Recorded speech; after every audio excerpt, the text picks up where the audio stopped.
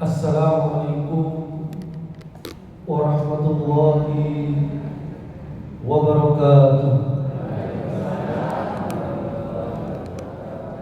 Alhamdulillah hamdan katsiran thayyiban mubarakan fihi kama yuhibbu rabbuna wa yarda.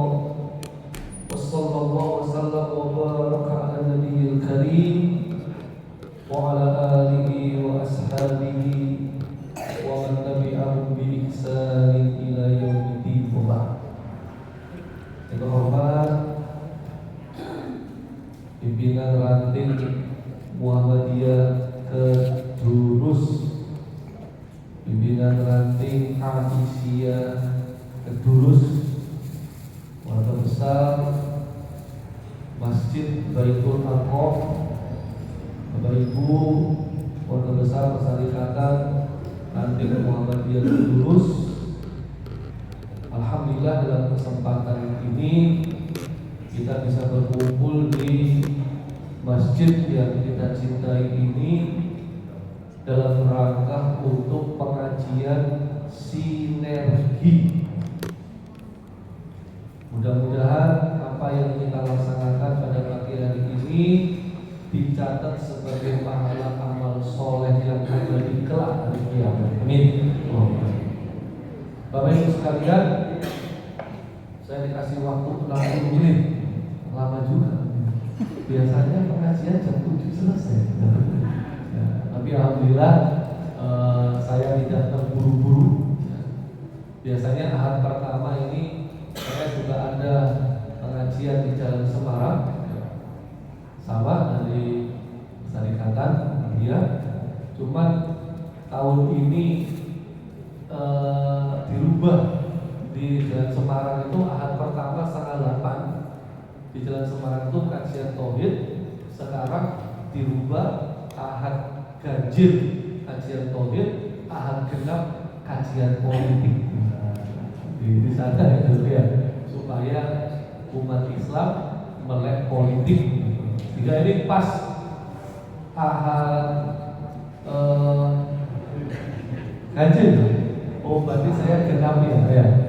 Ini pas ini waktunya kajian politik di sana, sehingga saya bisa tidak terburu-buru. Walaupun saya tadi terburu-buru dari Baskara, ya, karena kajian subuh di sana kemudian kembali ke sini.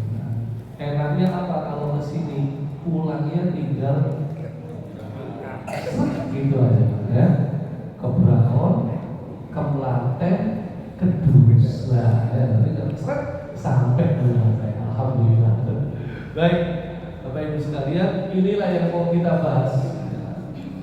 Muhammad in the Bible. Saya diminta ada usulan bahas kristologi. Saya sih kalau diminta selama bisa bismillah.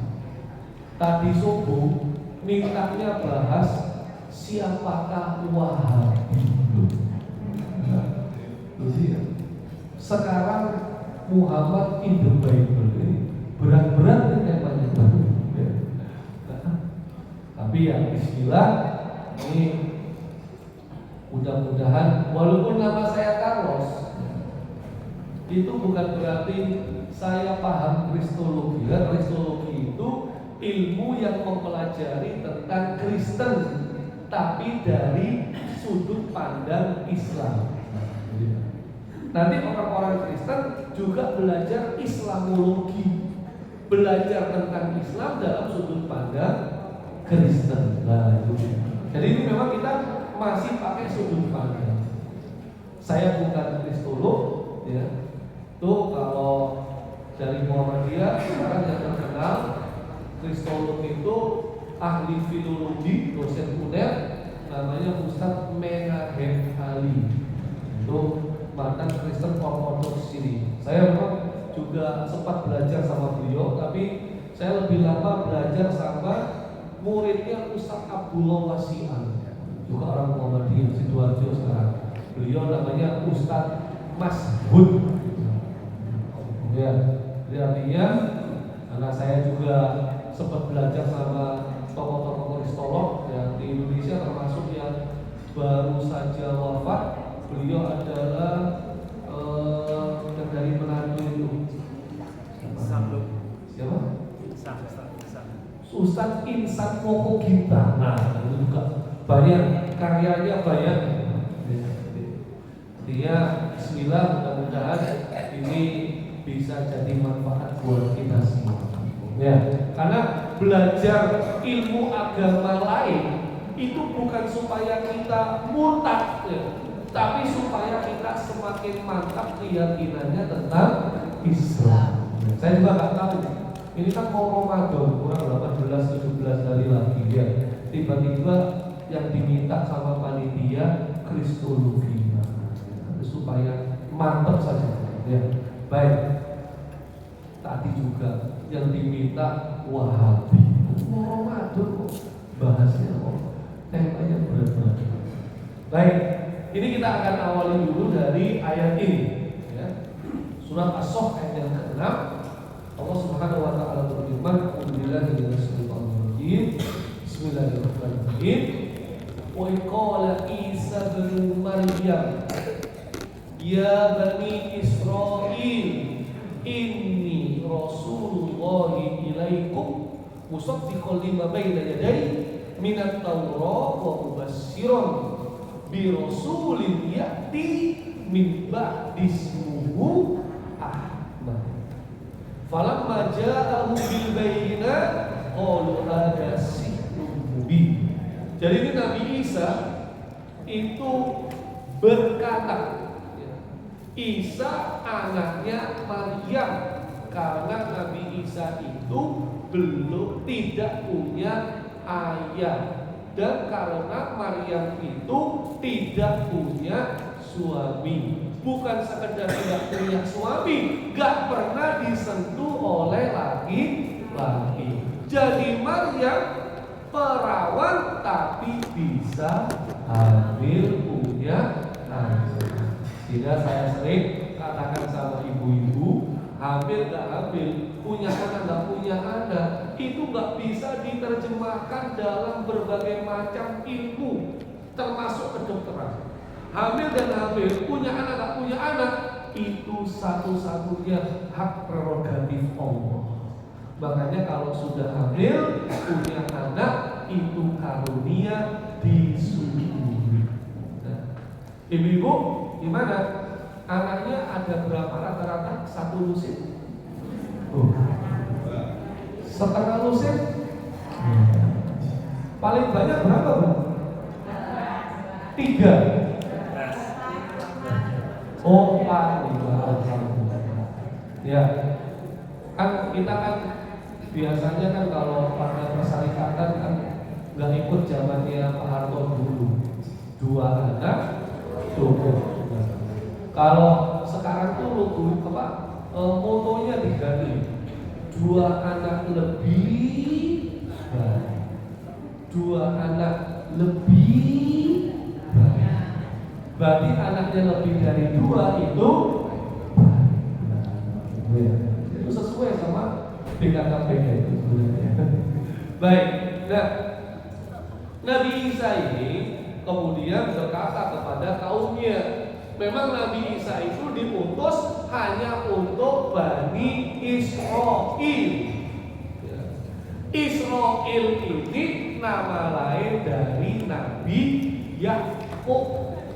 Nabi Yakub itu anaknya Nabi Ismail. Keliru. Nabi Yakub anaknya Nabi Ishak. Nabi Ishak anaknya Nabi Ibrahim. Nabi Ibrahim punya istri 4 atau 5, tapi yang terkenal 2. Yang pertama namanya Sarah, yang kedua namanya Hajar. Sarah punya anak Ishak, Hajar punya anak Ismail. Lebih tua mana, Bu? Ismail sama Ishak? Ismail. Kalau yang disembelih siapa? Ishak Pak Ismail? Yang disembelih domba. keliru. Nabi Ismail nggak jadi disembelih. Ya, artinya di sini Ishak kebawa Yakub.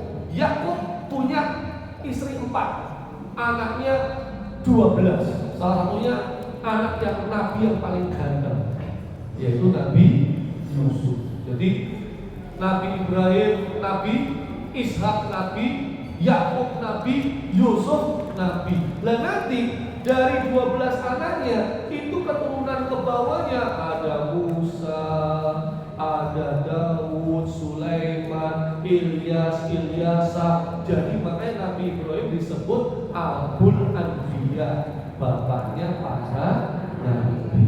Nanti dari jalur yang Ismail ke bawah, itulah keturunan ribuan tahun berikutnya, sekitar hampir 2000 tahun, lahirlah Nabi terakhir yaitu Muhammad Sallallahu Alaihi Wasallam. Nabi Ibrahim ke atas ketemunya Nabi Adam, Idris, Nuh, Hud, Soleh, Ibrahim. Nah, kalau bapak ibu ini keturunan siapa? Nabi Adam. Nabi Adam atau Nabi Nuh? Nabi Adam, cuma pasnya itu Nabi Nuh. Kenapa? Karena Nabi di peristiwa Nabi Nuh kan ada banjir besar. Semua manusia meninggal dunia kecuali yang naik kapal. Jadi yang naik kapal itulah punya keturunan. Keturunannya adalah kita yang hadir hari ini. Tapi kalau tarik ke atas memang Nabi Adam. Saya khawatir ya, Bapak Ibu nanti berpendapat atau ada yang punya keyakinan bahwasanya kita itu bukan Nabi Adam, tetapi ini saya bukakan dulu. Jangan-jangan ini, siapa tahu juga bukan.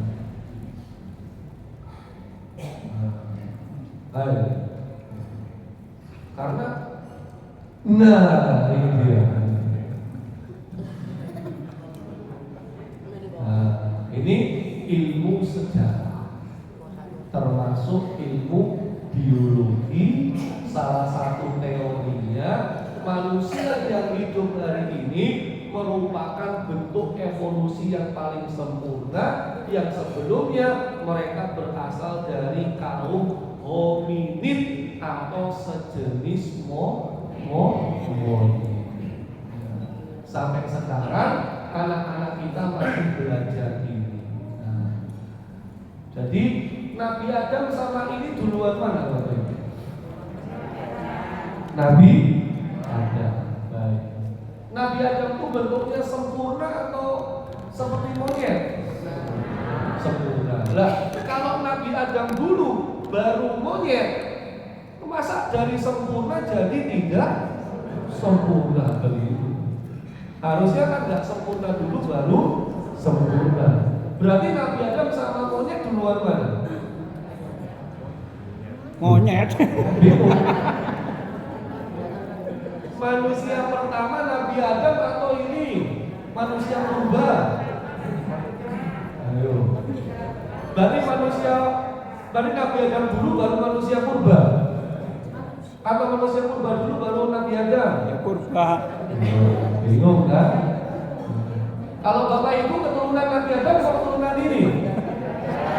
Kok tahu? Bingung pasti. Kenapa bingung? Karena ini sebenarnya coba dipaksakan untuk masuk. Coba siapa yang menemukan teori evolusi manusia berasal dari monyet? Siapa? Darwin. Namanya Charles Robert Darwin. Kalau ini Charles Abraham saja dulu. Ya. Apa agamanya Charles Robert Darwin? Apa agamanya? Ateis. Ateis itu anti agama. nggak percaya sama Tuhan. Ya. Tuhan aja nggak percaya, apalagi agama. Sekarang ada dua, agnostik, percaya Tuhan tapi nggak mau beragama. Ya. Kalau ateis, dua-duanya nggak percaya. Kalau agnostik, saya percaya Tuhan ada, tapi saya nggak mau beragama. Nah, karena Darwin nggak percaya dengan Tuhan, nggak percaya agama, nggak percaya dengan kitab suci, nggak percaya Nabi, dia bingung manusia itu dari mana ya? Akhirnya dia keluarkan, karena manusia mirip sama monyet, sehingga dia keluarkan teori manusia berasal dari monyet. Padahal sampai hari ini itu cuma teori, bukan fakta. Tapi masih diajarkan di lingkungan pendidikan kita. Nah, itu jadi bermasalah sampai hari ini. Jadi kita menolak ini karena ini cuma rekayasanya Darwin. Kita meyakini kitab suci bahwa kita berasal dari Bani Adam, anak cucunya Nabi Adam, bukan Bani monyet. Ya. Tapi kalau masih ada yang pengen jadi Bani monyet, ya nggak maksa juga. Ya. Kalau kita ini Bani Adam, berarti hidup kita buat apa Bapak Ibu? Wama orang tunsina berinsa ilah liya'budu. Hidup kita untuk beribadah. Kalau Bani monyet, hidupnya buat apa? Seperti monyet, makan, minum, buang air, tidur, jalan-jalan, besoknya gitu lagi. Ada nggak manusia yang hidupnya seperti monyet? Tapi dibilang dia Bani monyet, mau nggak? Makanya kita kembali ke ayat ini. Ya, pokoknya tahu-tahu waktunya habis. Ya.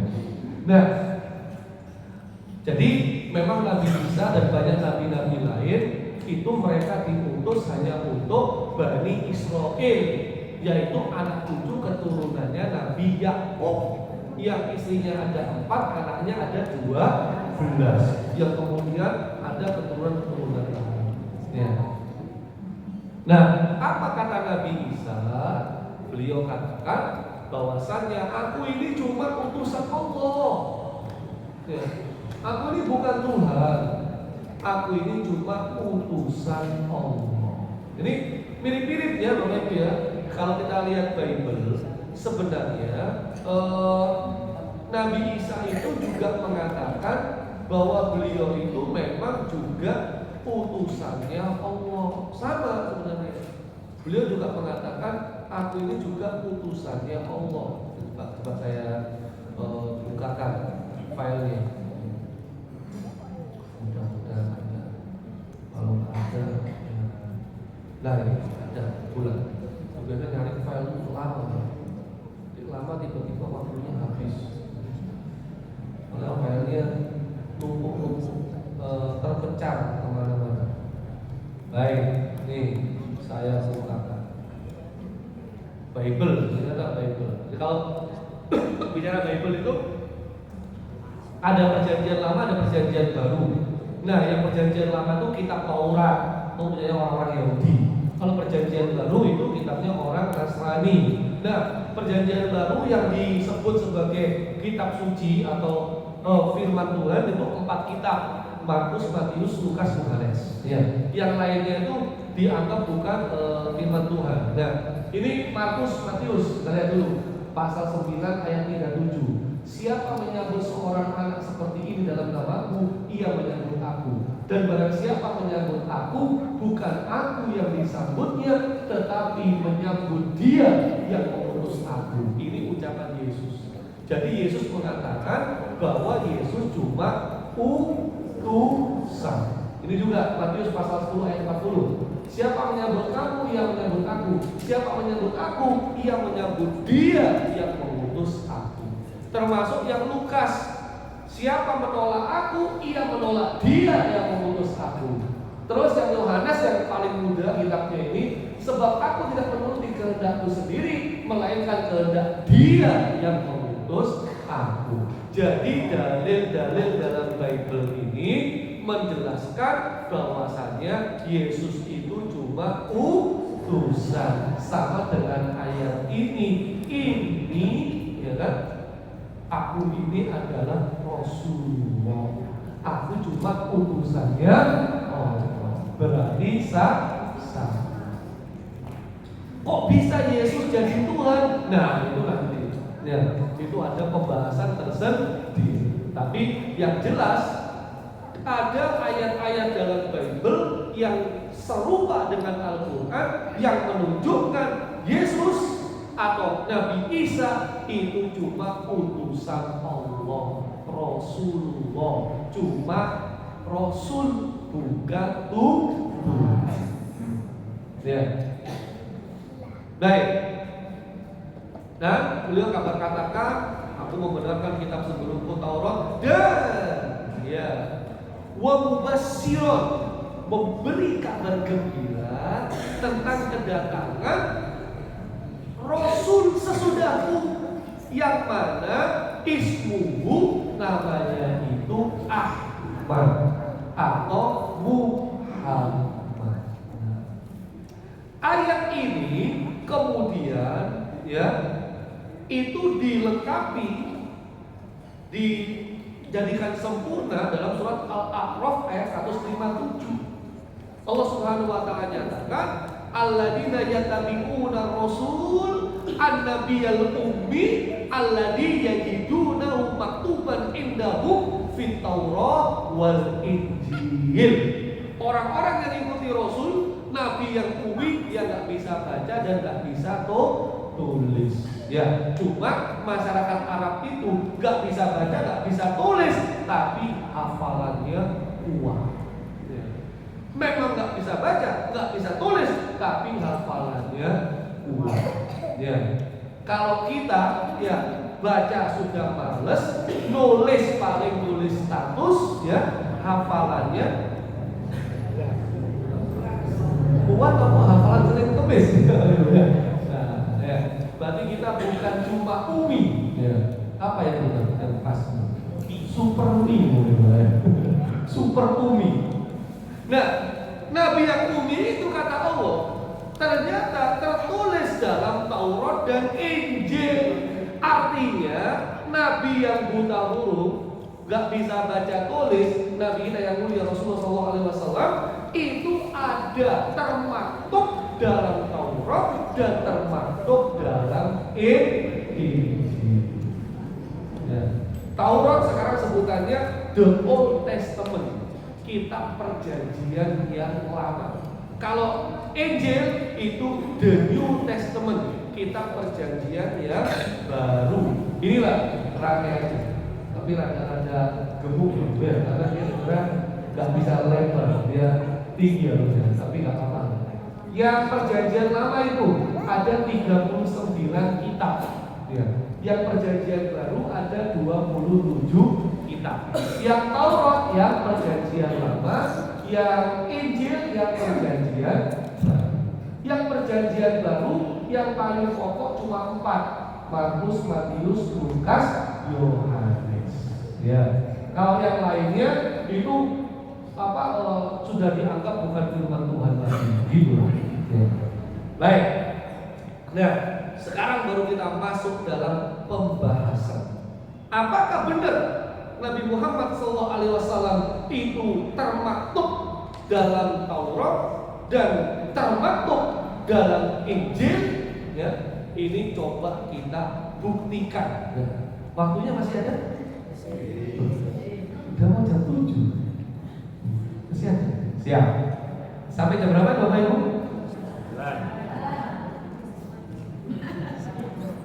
Hidangannya sudah siap sepertinya, Kalau terlalu lama dingin nggak enak, Bapak Ibu. Kita akan coba awali dengan sirah, dengan sirah nabawiyah. Jadi Nabi kita yang mulia SAW itu ketika remaja pernah diajak sama pamannya yang namanya Abu Thalib untuk berdagang ke Syam. Syam itu jauh Bapak Ibu. Dari Mekah naik ke atas jauh banget. Ya. Syam itu Suriah, Jordania, Palestina, Lebanon sekarang jauh sekali. Ya. Tapi karena pasar itu di sana, biasanya masyarakat Arab itu pulaan atau dagang di Syam.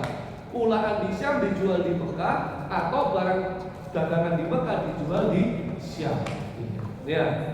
Nah, cuma menariknya, ya, ketika sampai ke wilayah Syam, sampai ke wilayah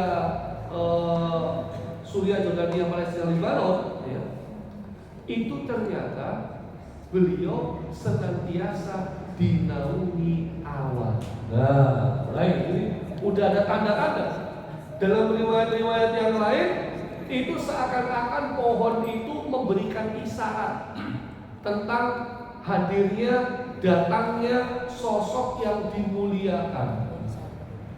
Terus perubahan angin, ya, itu juga mulai berubah sejak rombongan Abu Thalib yang ada Rasulullah usia 12 tahun itu masuk ke wilayah ini. Ada seorang pendeta namanya Buhairah. Pendeta ini Bapak Ibu, ya, itu gak pernah keluar dari rumah ibadah, gak pernah. Jadi dia tuh kan ini kan masa-masa fatrah, ya.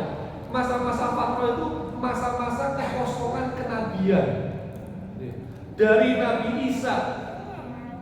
Nabi Isa itu meninggal atau belum meninggal? Nabi Isa itu disalib atau diangkat ke langit? Kok tahu? Tahu dari Al-Quran. Surat berapa ayat berapa? 2. Ini surat An-Nisa ayat 157 158. Kalau orang Kristen meyakini Yesus itu disalib untuk menebus dosa umat manusia, Yesus itu adalah perwujudan Tuhan jadi manusia. Kalau umat Islam meyakini Yesus atau Nabi Isa itu cuma nabi dan utusan Allah, dan beliau tidak disalib tapi barrafa'ahullah, diangkat ke atas langit. Ya, begitu. Berarti Islam sama Kristen beda apa sama? Beda. Tuhannya sama apa beda? Beda. Kalau beda langsung dilungkup. Kalau misalnya jamaah persyarikatan lagi sakit dibesuk pendeta, mau apa enggak? Mau loh, besuk kok nggak mau? Boleh. Ya, kalau ada non muslim besuk kita lagi sakit atau takziah ada yang meninggal, hukumnya boleh. Sebaliknya pun begitu. Mereka lagi sakit kita besuk, mereka ada yang kesusahan kita besuk, boleh.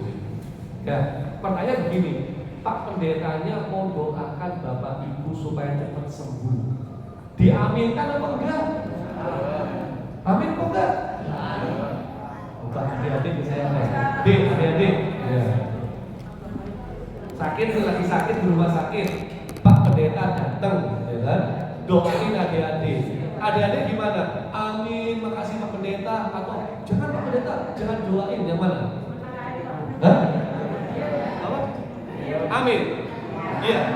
Mengaminkan. Iya. Bu anak-anak, bu adik-adik ya. Sini kamu sini. Ini generasi muda kita ya. Saya umur segini belum tentu ikut pengajian. Sini. Nama siapa? Nama Tauhid Zakir. Kelas berapa? Kelas 7. Sekolah di? SMP 16. Negeri ya. Baik. Tadi pertanyaan saya jawabannya apa? Kamu aminkan atau kamu menolak? Diaminkan. Diaminkan saja. Oke. Ya, terima kasih.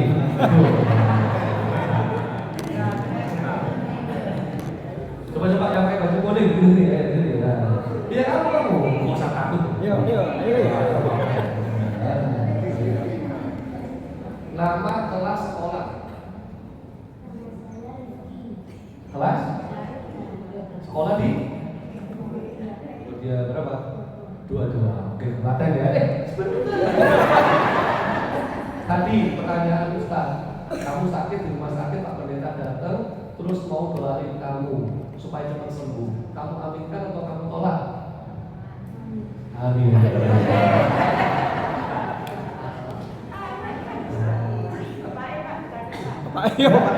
Bapak. Bapaknya jangan.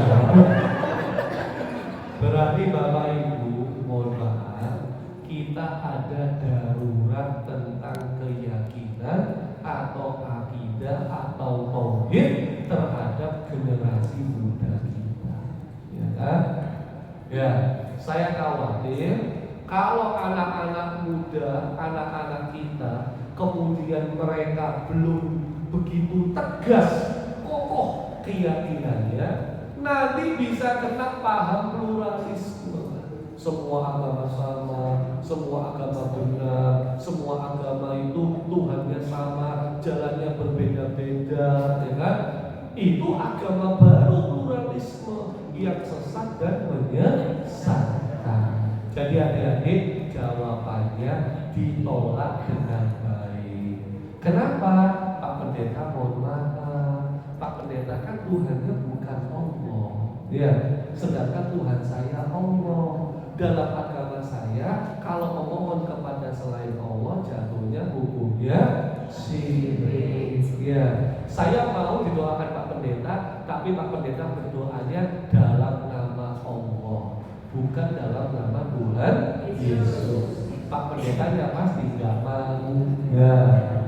Kalau begitu berarti ada perbedaan, tapi bisa hidup bersama, laku didukung.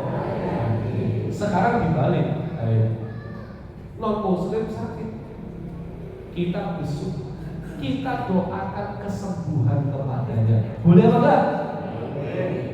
Boleh apa enggak? Bu, boleh apa enggak? Boleh. Misalnya ya, dia non Muslim, syafaat Allah, semoga Allah menyembuhkanmu. Boleh apa enggak? Boleh? Jawabannya boleh. Ya. Doa apapun kepada umat non Muslim selama mereka masih hidup itu boleh. Semoga lancar rezekinya, semoga lancar urusannya, semoga tambah anak, semoga cepat sembuh, boleh. Yang tak boleh adalah semoga Allah mengampunimu. Allahumma firlahu warhamhu, itu tak boleh. Kalau dia udah meninggal dunia, gak boleh didoakan ampunan. Jadi cuma ada yang saya meninggal dunia, inna lillahi wa inna ilaihi raji'un. Stop. Jangan diteruskan Allahumma firlahu warhamhu wa'afi'u. Jangan. Ya, karena meninggalnya dalam kondisi non mus. Itu dia. Ya. Tapi kalau masih hidup, doakan apa saja boleh. Jangan doa ampunan ya. Plus ditambahi ya. Allahu yahdi, semoga Allah memberikanmu hidayah. Gitu. Ya. Jadi memang muamalah dengan non Muslim ini sudah diatur dalam fikih. Cuma jangan keblabasan tadi itu, ya. Jangan ikut merangkai pohon Natal, ya. Jangan sholawatan di gereja, ya. Puji-pujian di masjid, paduan suara di masjid, ya. Biarkan perbedaan dalam masalah keyakinan jangan dicampur aduk. Tapi kalau hubungan kemanusiaan, ayo, ya, ayo, nggak ada masalah. Laku dihukum, ya. Pertanyaan terakhir, mereka kasih hadiah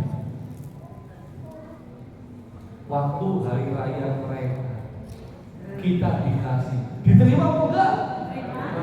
Ayo. Terima apa enggak? ternyata ibu seneng hadiah. Mereka lagi rayakan hari raya Natal.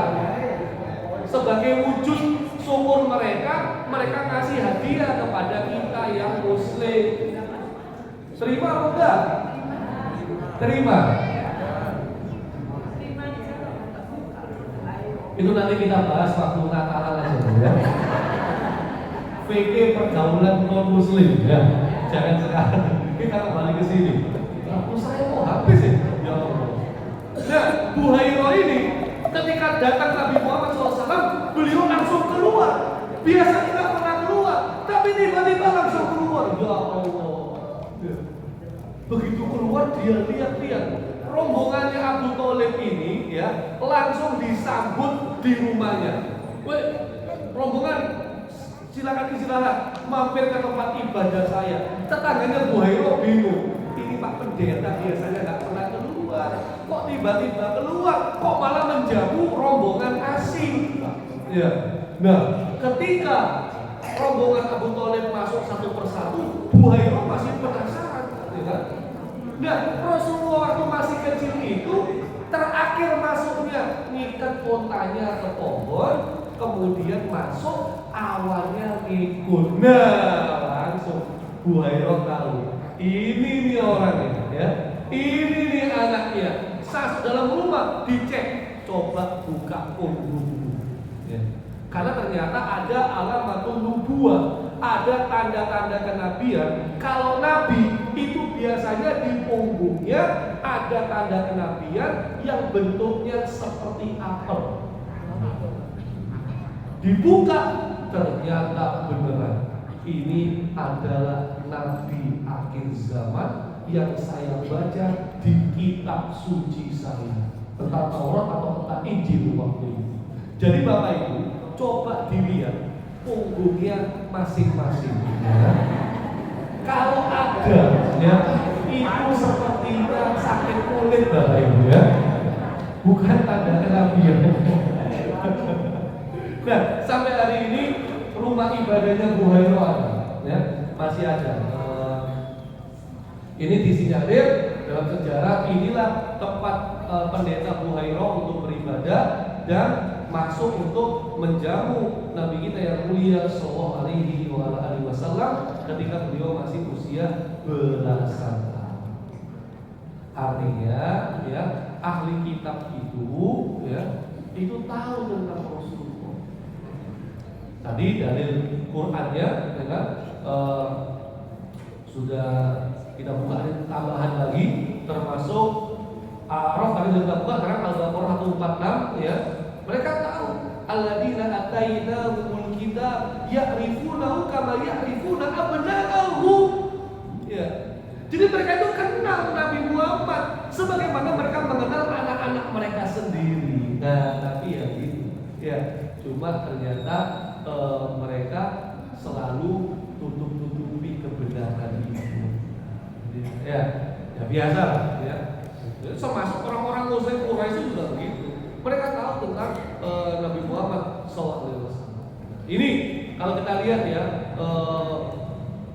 dalam Bible, gitu ya, dalam Bible, misalnya kitab Ulangan pasal 33 ayat 2. Tuhan telah datang dari Tursina dan telah terbit bagi mereka dari Seir dan kelihatan dia dengan gemerlap cahayanya dari Gunung Paran. Gunung Paran itu di mana? Ya, ternyata Gunung Paran itu ada di padang pasir yang mana ini ditemukan oleh di Mekah, ya, di Ka'bah, sekitaran Ka'bah. Jadi kitab Ulangan pasal 33 ayat 2 menceritakan tentang Allah Subhanahu wa taala yang kemudian mengutus nabi akhir zaman di wilayah Mekah.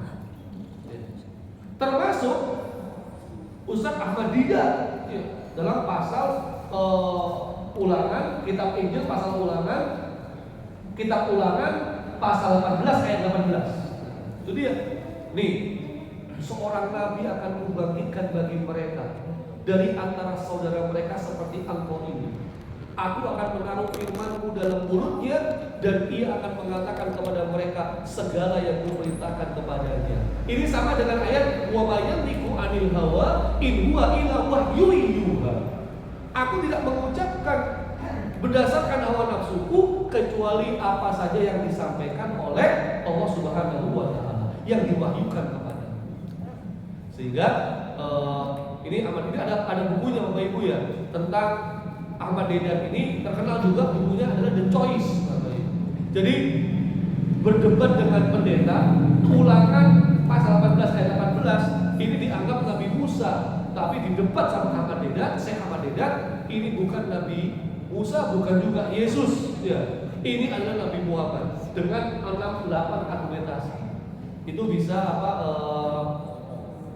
bisa dilihat di bukunya The Choice. Ya. Dan jadi ahli kitab saat itu mereka itu mengetahui Rasulullah, tapi sikap-sikap mereka terbagi. Ada yang mengetahui Rasulullah kemudian langsung beriman, seperti Salman Al-Faris, Sofia binti Huyai, Abdullah bin Salam. Ada yang mengetahui Rasulullah tetapi mengingkari. Mereka tahu, tapi mereka mengingkari. Coba kita lihat interaksi beliau SAW dengan ahli kitab yang lain. Bapak Ibu sekalian, kita tahu bahwa Rasulullah SAW itu menerima wahyu di mana? Di Gua Hiro. Ya. Udah pernah ke sana belum? Belum pernah ke Gua Hiro. Gua Selarong. Coba tak ajak ke sana. Mudah-mudahan bisa.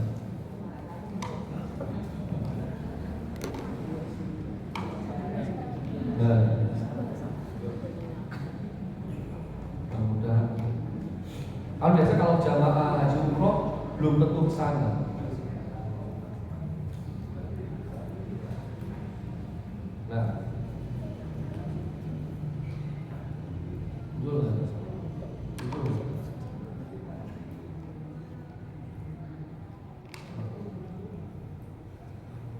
Belum mau. Bismillah. Kalau nggak mau berarti roti. Nah, ya, ini kita ke Mekah dulu tadi. Ya. Ini jadi ini tampilan kalau mau daki. Ya, kalau mau daki. Berjalan. Ini tampilan dari bawah. Karena biasanya kita cuma melewati kok, nggak pakai mampir. Oh, kalau mampir naik ke atas, itu membutuhkan waktu yang cukup lama, sekitar 40 menit naik ke atas. Ya. Sekarang, kalau dulu zaman Rasulullah SAW belum. Nah,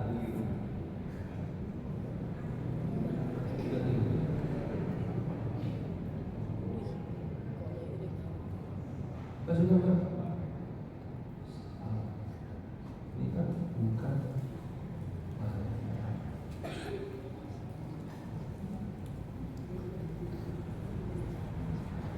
Nah ini loh Gua Hiro. Mohon tadi Jabal Sur, Jabal Saur, Gua Sur, peristiwa hijrah di rumah ya. Nah ini dia. Nah ini dia. Nah ini.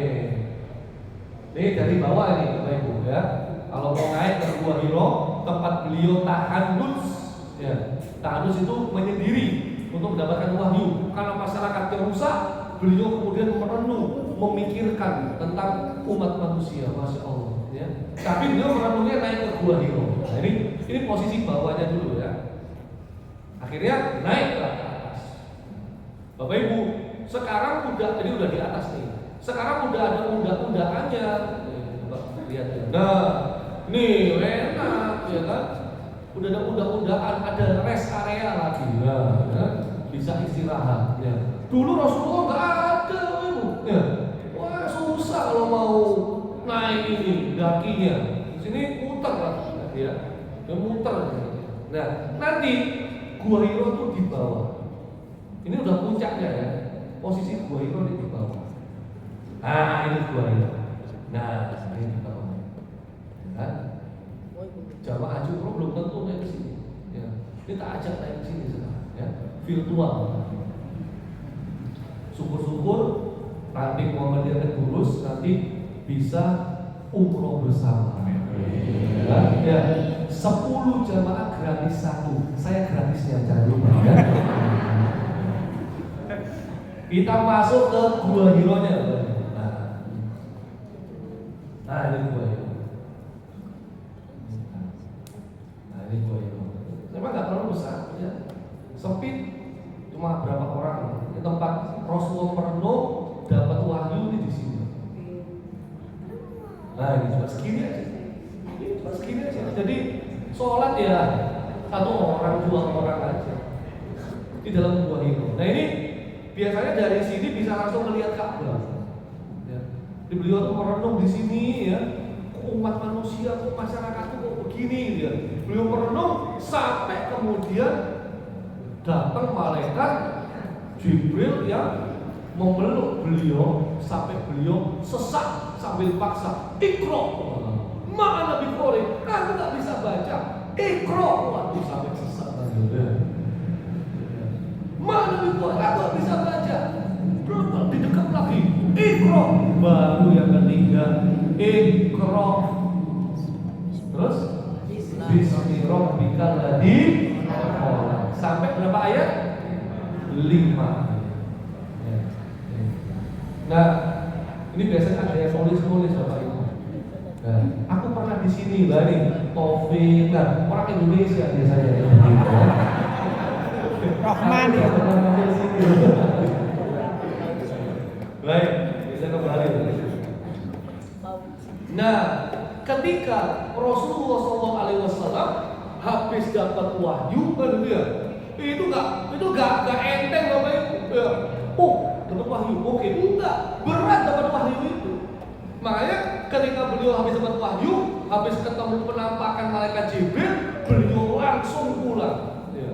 Gemetar seluruh badannya sampai beliau menemui istrinya yang tercinta, ya, yang bernama Khadijah, sambil berkata, Zammiluni, selimuti aku. Makanya ada surat namanya Al-Muzammil. Artinya selimut. Kalau kita ngasih nama anak Muzammil, berarti dia kedinginan. Bisa saja, boleh saja. Ya, ada Al-Muzammil, ada Al-Muddatsir, itu sama sebenarnya. Ya. Karena kan beliau ketakutan, kedinginan sama Allah. Bangunlah, fa'andir. Kamu punya tugas, peringatkan manusia.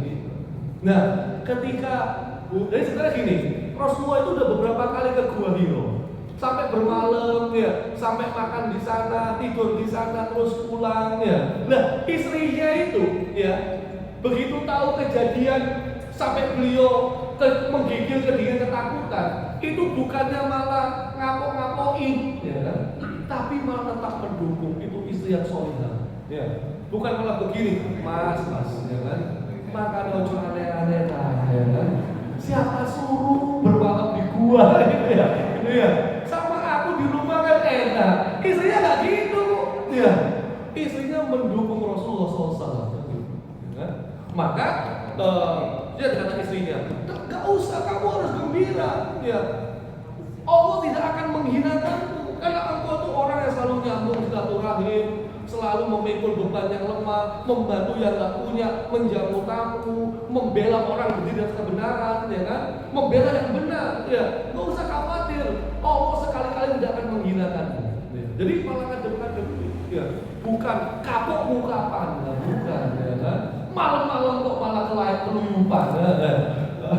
Baik, lanjut. Nah, tapi kemudian diajak untuk menemui sepupunya, ya, yang namanya Warokoh, ya, namanya Warokoh. Jadi Warokoh itu sama Khadijah sepupu kan ya?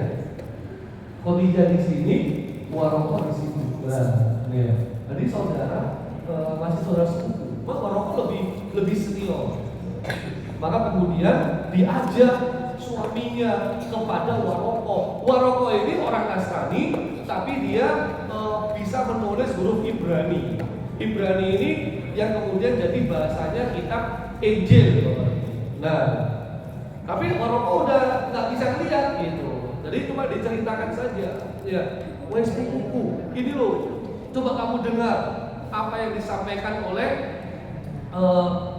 anak lelaki saudaraku ini, karena memang masih saudara ya Bapak Ibu ya, antara Khadijah dengan Muhammad tuh masih ada silsilahnya masih nyambung gitu, ya, di pernikahan antara saudara sepupu jauh. Maka Waroko tanya, dia kan ada apa? Ya. Diceritakan aku habis begini di gua Hiro. Langsung Waroko ibn Naufal dia menjawab, hadan namus. Itu namus yang pernah diutus Allah kepada Musa. Nah, namus ini Bapak Ibu, manuskrip transkrip tulisan suhufi Ibrahim wa Musa. Suhuf itu lembaran-lembaran tulisan itu maksudnya. Nabi Musa itu membawa kitab Taurat. Makanya kata Warqa bin Naufal, ini persis sebagaimana firman Allah yang diwahyukan kepada Musa. Berarti engkau ini adalah seorang nabi juga. Nah, jadi Warqa dia baca Injil, baca Taurat, ngelihat sepupunya juga seperti itu, maka dia coba menyamakan. Berarti Warqa ini beriman apa enggak? Beriman sebenarnya. Ya, termasuk Buhairah. Cuma masalahnya saat itu kan Rasulullah belum diangkat jadi nabi, dan belum. Ya, belum ya, waktu zamannya Buhairah. Kalau yang Warqa ini sudah mulai, makanya Warqa ini termasuk ahli kitab yang insya Allah masuk surga. Karena dia tidak meyakini Isa sebagai Tuhan, enggak. Ya. Warqa termasuk yang beriman. Ya. Tapi juga Warqa ngasih peringatan, ya. Nanti kamu akan diusir oleh kaummu. Wah, kaget Rasulullah. Kenapa aku diusir? Ya. Karena orang yang membawa kebenaran itu pasti diperangi. Ya. Seandainya aku masih muda, kamu akan tak bantu. Sampai Warqa meninggal dunia. Oke, itu yang kedua. Ya. Waktu masih ada? Masih lanjut atau udah ngantuk? Atau udah waktunya sarapan? Terakhir Bapak Ibu, ya. Sekarang kita lihat hijrah ke Najd, hijrah ke Habasya, ya. Hijrah ke Habasya. Jadi ini kita akan lihat dulu dalam sirah. Karena memang prakteknya itu benar-benar ada dalam sirah. Ini dia. Perjuangan diplomasi di Habasya. Kan kita tahu hijrah itu bukan Mekah Madinah, tapi hijrah ke Mekah Madinah itu hijrah ketiga. Hijrah pertama itu ke Habasya, hijrah kedua ke Habasya juga, hijrah ketiga baru ke Madinah. Nah, hijrah di Habasya ini itu menemui seorang raja Nasrani tapi orang yang adil. Namanya Raja Najasyi. Ya, Raja Najasyi terkenal adil. Siapapun yang datang ke wilayahku minta pertolonganku akan aku tolong. Dan Najasyi ini di Habasya, Bapak Ibu. Habasya itu Ethiopia. Jadi kalau jeda di sini, Habasya itu di bawah. Itu nyebrang laut. Jadi hijrahnya sangat jauh. Harus nyebrang laut. Karena Ethiopia udah masuk dari wilayah Afrika. Nah, ketika itu kita lewati aja sirahnya, karena Quraisy itu ngelobi nyuap pendeta-pendeta di sekitar Najasyi, Bapak Ibu. Ya, itu kisahnya bagus banget, itu nanti dibahas di kajian sirah saja. Nah, terus Najasyi kan sama orang Quraisy diprovokasi. Paduka, ya. Tapi sebelumnya orang Quraisy sudah nyuap pendeta-pendeta di sekelilingnya Najasyi. Ya. Ada kaum kami datang ke wilayahmu. Mereka ini gak waras. Kenapa? Mereka meninggalkan agama kami, agama orang-orang Arab. Ya. Terus mereka datang ke sini, mereka pun tidak memeluk agamamu, begitu ya. Kamu gak kenal agama itu. Ya. Kami gak kenal, begitu pula engkau Paduka. Ya. Maka biarkanlah kami bawa pulang mereka, ya, sehingga mereka akan kami adili sebagaimana ketentuan hukum yang berlaku. Pendeta-pendeta yang lain dukung, iya Pak Duka benar, ya, kita turuti saja, kita nggak usah ikut campur urusannya orang-orang Arab Mekah ini, orang-orang Quraisy, ya. Biarkan saja mereka urusi dirinya sendiri. Cuman karena raja yang adil, ya, Raja Najasyi malah marah kan begitu, ya. Beliau bilang, ya, saya tidak akan kasih suatu kaum yang minta perlindungan kepadaku. Mereka lebih memilih tinggal di negeriku dibandingkan yang lainnya. Ya. Jadi saya mau tabayun dulu. Ya. Dipanggil lah orang-orang yang hijrah itu, sahabat Muhajirin. Kemudian diplomasinya disampaikan oleh Ja'far bin Abi Thalib. Itu masih sepupu juga sama Rasulullah SAW. Ya. Nah, para sahabat datang tanpa bersujud, karena kan waktu itu raja itu harus dihormati, bersujud. Ja'far bin Thalib dia katakan begini, ya, dia ceritakan tentang nabi-nabi yang ini, sampai kemudian Najasyi itu berkata, Najasyi sudah mulai tertarik. Kalau gitu, apa sih yang dibawa oleh nabi yang menceritakan itu? Wahyunya seperti apa? Maka Ja'far membacakan surah Maryam.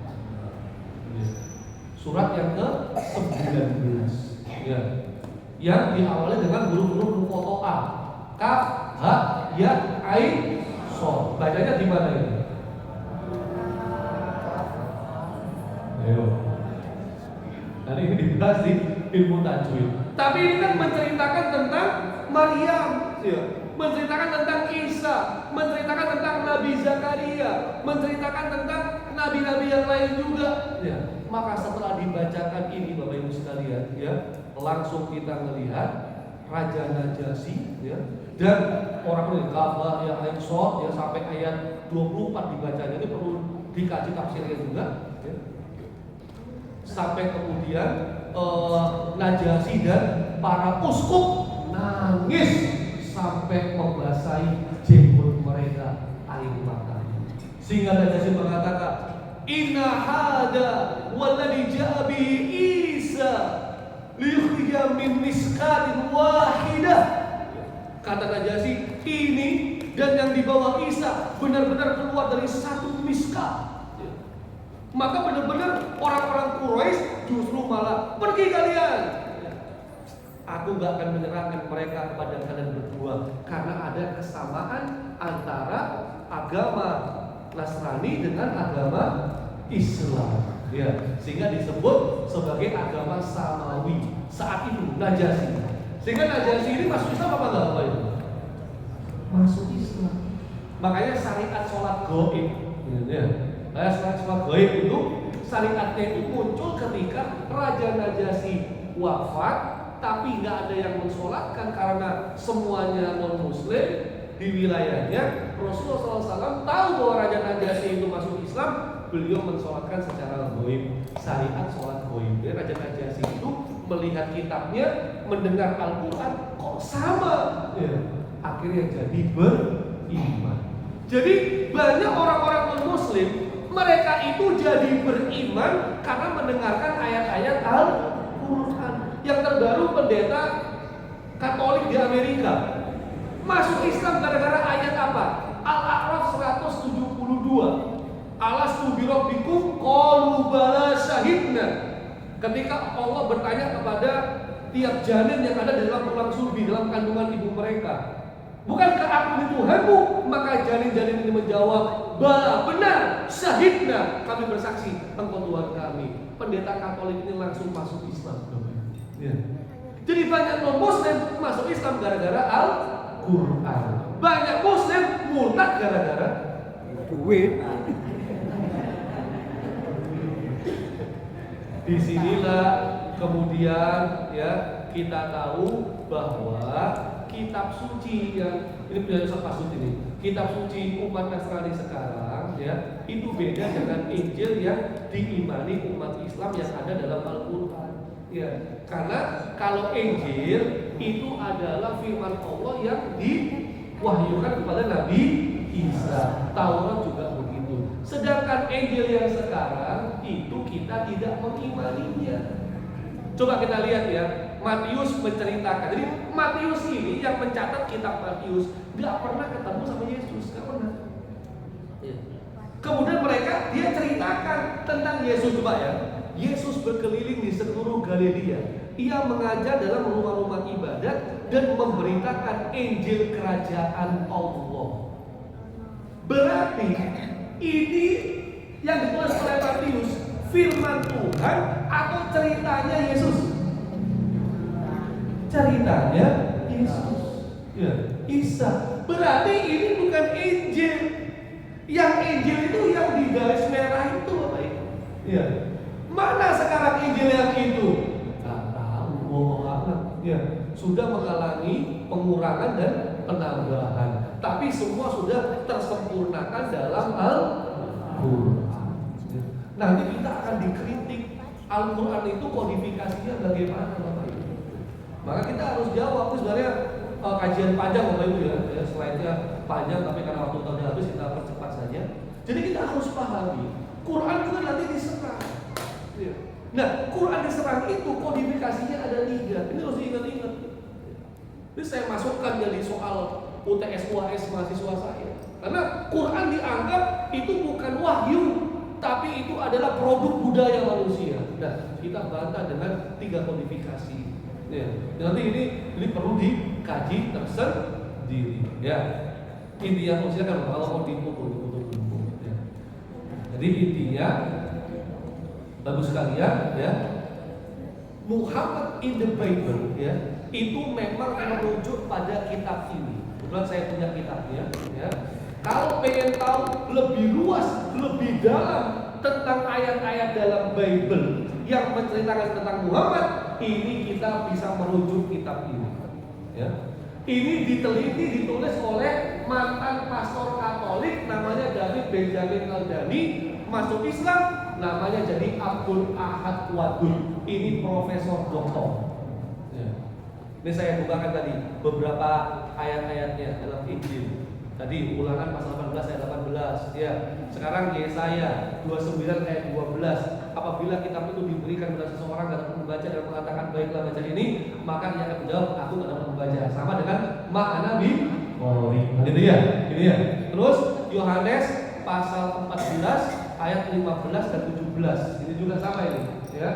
Roh kebenaran yang dimaksud di sini itu adalah Nabi Muhammad SAW. Nah, untuk lebih lengkapnya, Bapak Ibu bisa merujuk kitab tersebut, atau kalau nggak mau beli, ini ada PDF-nya. Kan enak ya, PDF-nya. Ya, ini saya jual 100.000. Enggak, gratis ini ya. Ini cetakan lama. Jadi cetakan baru nggak ada PDF-nya, cetakan lama ada PDF-nya. Ini semua dibahas oleh beliau, Profesor David Benjamin Kaldani. Ini daftar isinya. Ya, yang mau PDF-nya bisa ngopi atau nanti saya kirim WA. Jadi sebenarnya Muhammad in the Bible inilah yang akan terbahas, membuat kita semakin yakin bahwa Al-Quran itu benar-benar kalamullah dan agama kita ini benar-benar agama yang berkesesuaian dari Nabi Adam, dari Rasul Nuh sampai Nabi dan Rasul terakhir Muhammad SAW, dan agama kita inilah agama yang insya Allah membawa ke jannah, ke surga yang Allah Subhanahu Wa Taala. Wala tamutunna illa wa antum muslimun. Kurang lebih mohon maaf, mudah-mudahan ada manfaatnya. Hadanallahu wa iyyakum ajma'in. Wassallallahu ala nabiyyina Muhammadin wa ala alihi wasallam. Wa akhiru da'wana alhamdulillahi rabbil alamin. Syukran ala iktimamikum wa lakum minkum. Assalamualaikum warahmatullahi wabarakatuh.